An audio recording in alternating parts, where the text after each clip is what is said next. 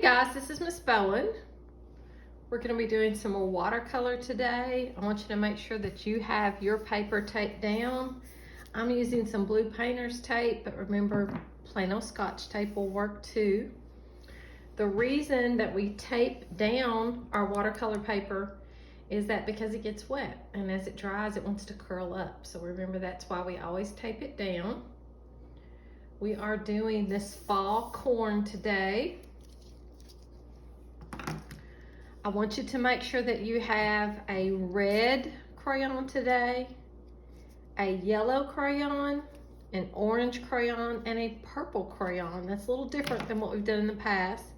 We are going to still work with that crayon resist, that wax resist against our paint. So I'm going to give you a few minutes to make sure you have those supplies.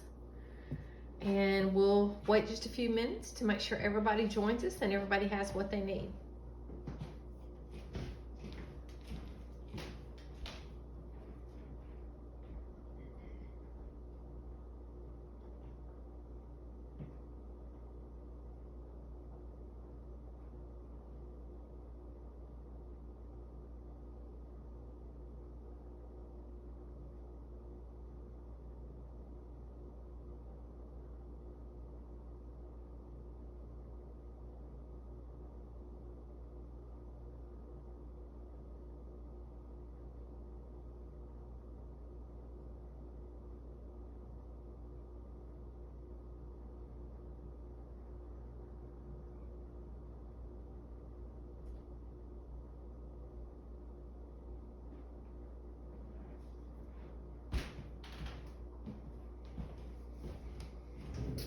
Alright, so I want to show you what, this isn't just typical corn that we're going to do.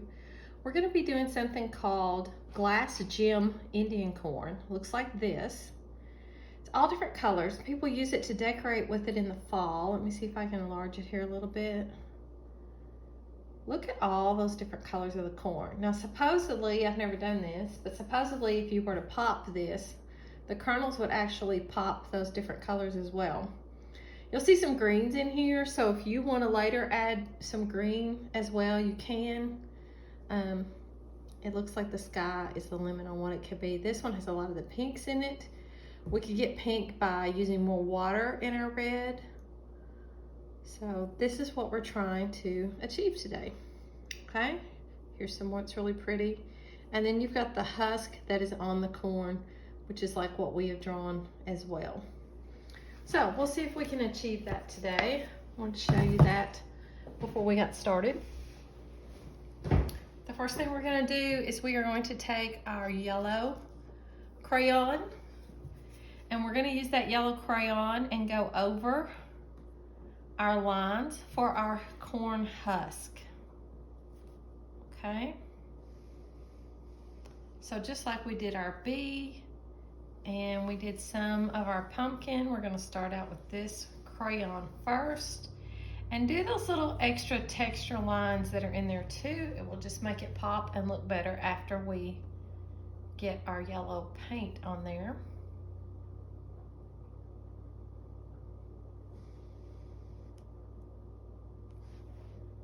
Okay.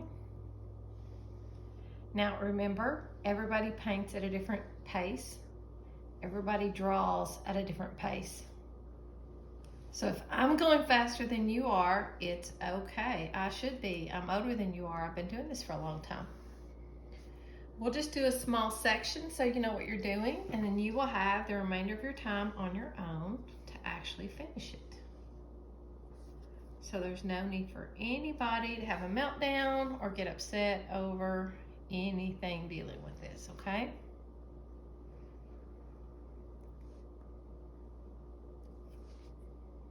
I hope just to get you to where you want to play and experiment with watercolor and maybe end up loving it as much as I do. It's very relaxing for me, especially if you're in a time where you can't watch a TV or look at a computer screen. This is a lifesaver to relax you. And a lot of people recommend this to calm you down. So I have gone over all of my yellow, and then that is what we'll actually paint in yellow as well with our yellow paint. But before we do that, we want to finish using our Crayon Resist on our corn. Okay? I'm going to start with my red. You can do whatever you want to use. And I'm just going to start going all different places. You noticed in our pictures, they were at random. It's really crazy looking stuff.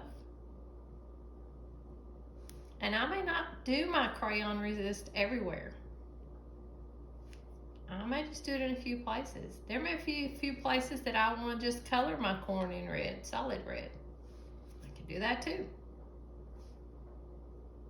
And then other places, I'm just going to outline it for my paint to pick it up. Let's see, I've got an area here. I did not go around the outside of the corn with the yellow on that one, and I meant to. Okay. So I'm going to take my red now, and I'm going to work on this one a little bit. I'm going to do some where I actually color them in red, make red dots. Others, I'm just going to circle in red. There's no right or wrong to this. Thank you to those of you who sent in the pictures of the pumpkins that you did last week. I loved them. I only got to look at a few of them. Miss Ryan, Miss Key is helping me out with getting those posted and seeing those. She and Miss Mohan are helping me with that, and I certainly do appreciate that. But we love seeing them and sharing them out with everybody at Hive Time. Okay, I'm going to go to an orange now. I want to see what an orange is going to look like on this. So I'm going to do a few pops of orange. I'm going to do some circling in orange. Remember, no right or wrong. Some I'm going to fill in. Some I'm going to circle, and I'm going to fill in with my paint.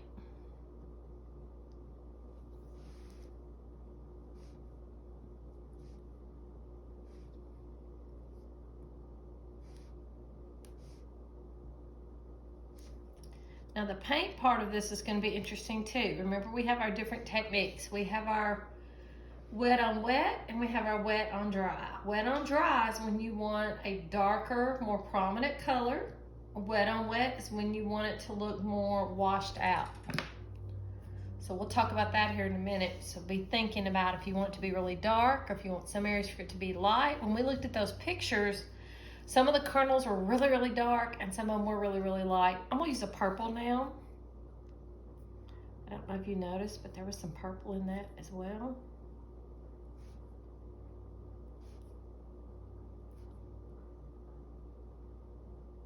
Do some circles. Do some filled in dots.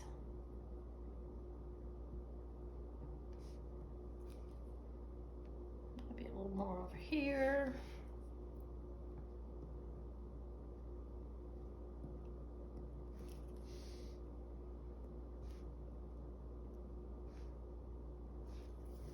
Okay, I'm liking it so far. So I did red, yellow, orange, and purple. You could add some of that green in there if you wanted to. That would be up to you. And again, if you're not done yet, it's okay. Just stop for right now so that you can watch what I'm doing. Because when we finish, you get to go back and do it on your own time. No big deal. Okay?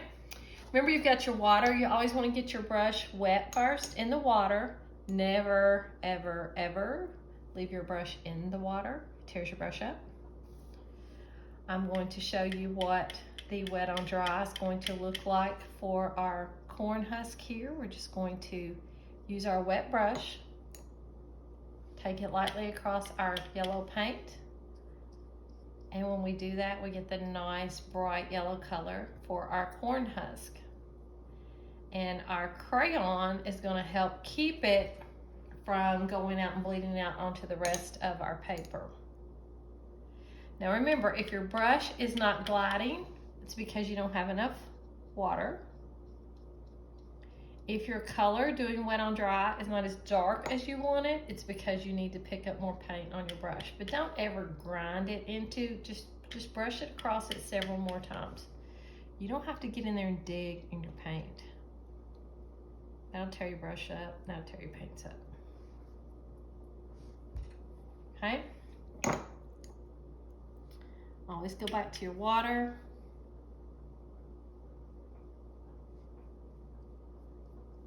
Remember, if it's not gliding, you need more water. If it's not dark enough, you need to take the brush across your paint. And you want there to be dark and light places. You want there to be shadows.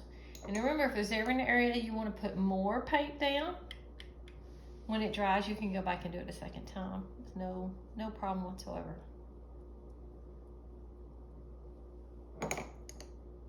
Now, don't make the mistake if you see, like I see pieces of crayon, don't rub them.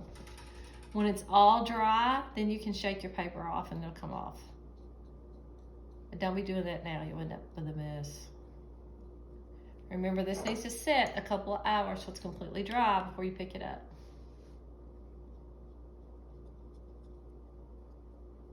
Okay, now eventually I would go ahead and I would finish the rest of the husk over here to the side, but for time purposes, I'm going to stop that. So if you're not done with this section of the corn husk, it's okay. No problem. Just leave it be. You can come back and do that in just a little bit, but I want to show you what we're going to do for the rest of this. You get to make some choices here. So I'm going to show you two ways you can do this. You can get your brush, make sure it's really, really clean from the yellow, and we can do the wet on wet, which means you're going to go in here and you may see that some of your crayon may even bleed out a little bit, and that's okay. Get your paper wet. I'm going to go pick up some red on my brush, and then when I touch it to it, you see how that starts bleeding out? And it will give it kind of that glassy look to it. Okay, so that's wet on wet. If I want really, really dark colors, you know, maybe I want to go add in some of that green now. We have some green on our palette. I'm going to go over here and I'm going to do wet on the dry, and I'm going to fill that one with some green. I don't want to do wet on that. I'm going to put some green in here in the middle of these. Okay, and I can do that. I think I'm going to try some purple. Now be careful. Sometimes your purple may come out looking a little bluey. Mine does right there. That's okay. Nothing wrong with that. And make sure that you're not grabbing the black. Black is like crazy and tries to take over everything. So whatever you do, don't grab your black. Because when you're doing wet on wet, that black will just go nuts. Absolutely nuts. So I'm going to put a little yellowy orange in here. And I may come back and muddy it up with my red again. I mean, you're just going to sit here and play. You can play with wet on wet. You can play with wet on dry if you want more intense colors. You may decide that you want to do more, maybe you don't like the way this looks and you want to do more of the coloring in with the crayon and just do the husk with the watercolor. It's going to be completely up to you. I'm going to finish this one.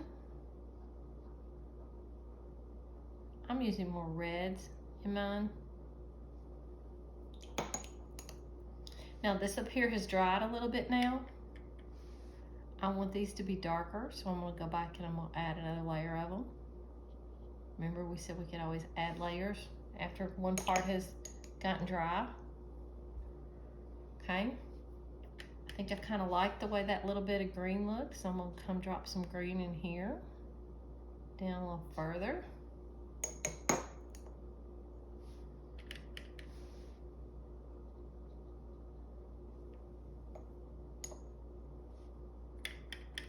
Go back and grab some red. Just remember that in between your colors, always rinse your brush. You should be rinsing your brush anyway because you need the water on there in order to distribute the paint. I'm gonna make this one a little darker.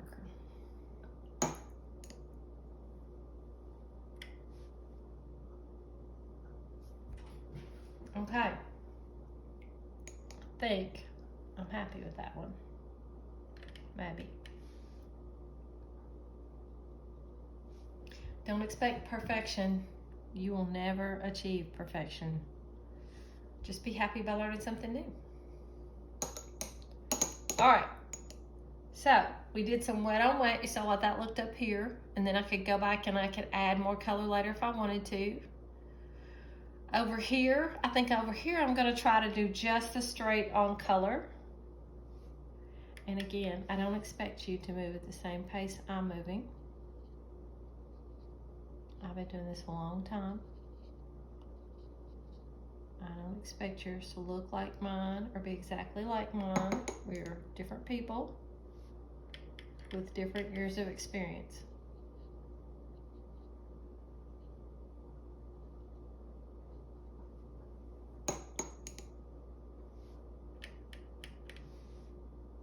And the neat thing is, no two of these are going to look the same. Now, we both have the same initial outline, but none of us are going to end up with the same look. Now, let me caution you about something. What you don't want is a bunch of gaps of white, of the white paper showing behind your corn. Okay? So, as you paint, make sure that you are not, once we start working our way down,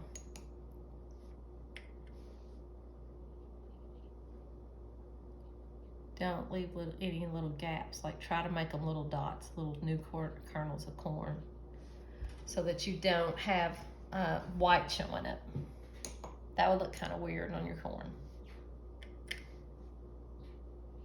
if we just had a bunch of blank spots in there. All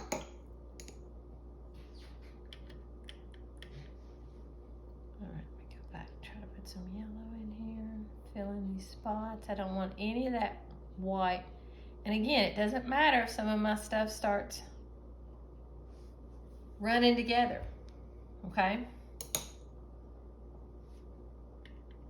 That's kind of the uniqueness of it too. All right, I'm going to stop there for now because everybody's going to be at their own spot. You keep taking your time by filling in your glass gem corn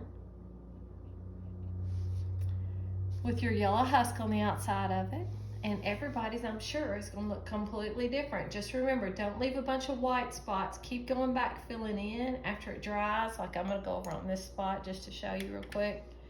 I can go over here and make that even brighter red, adding a second coat to it. Makes it redder and helps me get rid of any little white imperfections that are left. So just sit and play with this afternoon. I can't wait to see yours. Please send them. Make sure that when you send them to me, you also copy Miss Ryan on it and Miss Mohan so that we're all seeing them. And that way, if any of us are out for meetings or whatever we've got going on, somebody will see your photo and make sure that we show it to everybody at halftime. All right, everybody, that's all I've got for today. I hope you enjoyed it. I cannot wait to see yours. Have a good afternoon.